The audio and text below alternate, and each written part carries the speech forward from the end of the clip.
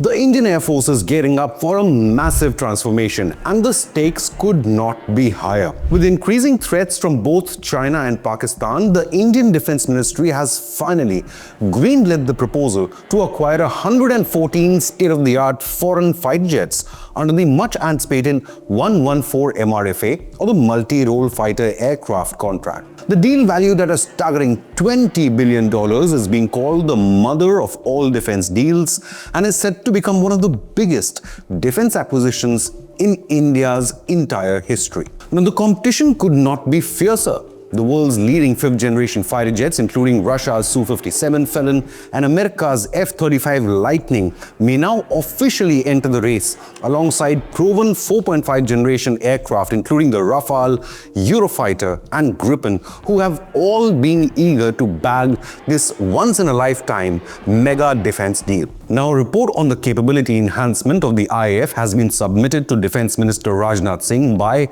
Defense Secretary Rajesh Kumar Singh-led committee, which has accepted the Indian Air Force's demand for new foreign fighter jets. But what does this mean for the future of India's indigenous AMCA stealth fighter? China flies more than 200 J-20 stealth jets and has even stationed them in occupied Tibet near the Indian border of Sikkim. Questions have been raised over the J-20's stealth capabilities, and China has found no customers yet for its flagship fighter jet. Apart from Pakistan, which is set to acquire about 40 J-35 jets. Still, the sheer number of Chinese stealth fighters do pose a threat to India's security. Now, the Indian Air Force currently operates only about 31 fighter jet squadrons against the operational need of 42 to face a two-front war against China and Pakistan, and will also be phasing out the likes of MiG-21s, MiG-29s, Jaguar and Mirage 2000s over just the next decade.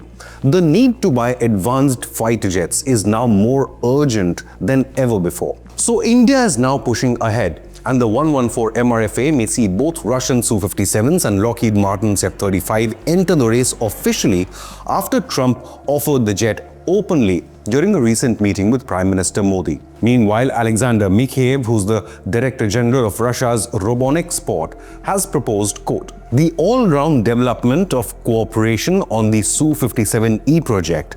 Among our proposals is the supply of ready-made aircraft, the organization of their joint production in India, as well as assistance in the development of an Indian fifth-generation fighter," unquote. But which of these stealth fighters can meet India's specific needs? As per reports, the Indian Air Force will now draft a statement of case, while the Defense Ministry will strive to obtain requisite approvals in a timely manner. What's new is the sense of urgency being shown by both the Indian Air Force under Air Marshal Amarpreet Singh as well as Defense Ministry towards the MRFA, a $20 billion project that has been delayed for more than a decade now. The MRFA project is actually a re-endorsement of India's 2007 Medium Multi-Role Combat Aircraft, or MMRCA project, which originally sought to buy 126 fighter aircraft. But the scheme was suddenly terminated in 2015 when India agreed to acquire just 36 Rafale combat aircraft off the shelf from France's Dassault Aviation in a government-to-government deal. Now, with the revival of the MRFA, the winning bidder will have to meet two stringent requirements. First, domestic production line under Make in India initiative, and secondly, technology transfer so that the manufacturing process is not hostage to global geopolitical shifts. And this is where the Sukhoi 57 holds a distinct advantage. Russia has offered full transfer of technology, and HAL's Nasik facility, which produces the Su-30s, can easily be modified for mass production of the fifth generation Su-57s. So the Su-57s can easily meet IAF squadron requirements.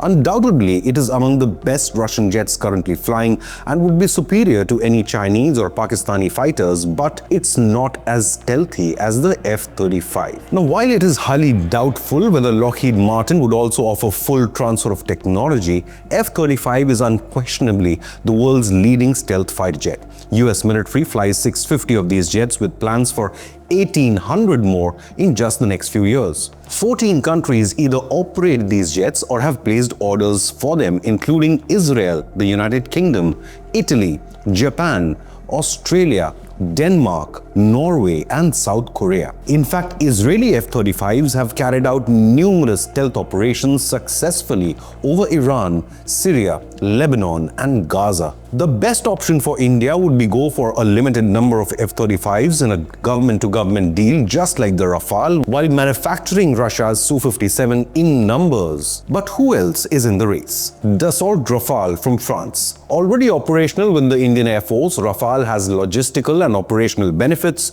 It is thus a strong contender and a proven warbird. Europe's Eurofighter Typhoon. It's a very capable aircraft on par with the Rafale, but its multi-country production setup may result in supply chain risks, which is a significant drawback. Saab Gripen from Sweden. Now, Saab is advocating a full Make in India production setup which fits well with India's self-reliance ambitions. But does it meet the combat experience and firepower of the Rafale? Lockheed Martin's F-21. Now this is specially tailored F-16 for India, but as India has avoided purchasing any American fighter planes till now, the F-21 remains a wild card. Boeing's F-15EX and F-A-18 Super Hornet. Now these are powerful fighter planes as well that have entered the race, particularly for naval and air force needs. But as India already operates the Sukhoi 30s, so F-15s may not be an option, while the Navy has opted for the Rafale. Alongside the MRFA process, India is also aggressively pursuing indigenous solutions. The project is aimed at fully transforming the Indian Air Force over just the next decade and make it one of the most potent forces all around the world. So while the MRFA goes ahead, the government has also sanctioned the acquisition of 97 more LCA Tejas Mk1As from the HAL, in addition to the original 83 sanctioned in 2021. The first flight of Tejas Mark II is expected just next year, and induction of nearly 6 squadrons will begin from 2028-29. But all eyes are on India's indigenous stealth fighter, the Advanced Medium Combat Aircraft or the AMCA program. DRDO and HAL finally revealed a full-scale model at Aero India 2025, and the AMCA project will have top priority even as India goes ahead with the 114 MRFA deal. Now, the main challenge for the AMCA remains engine development, which is why India has again sought co-manufacturing and 100% transfer of technology with the likes of France's Safran, British Rolls-Royce and American GE, all showing interest to power the AMCA. But are Indian fighter jets like the Tejas and AMCA only delayed by engine worries? Not quite. Former IF Chief, Air Chief Marshal V.R. Chaudhary also referred to intrinsic inefficiencies in the development process by HAL and DRDO, as well as that of the defense procurement establishment. Meanwhile, former Indian Air Force Chief Air Marshal Anil Khosla recommends a phased acquisition under the MRFA, stretching out the expenditure over several years to ensure access to the latest cutting-edge technology at every stage.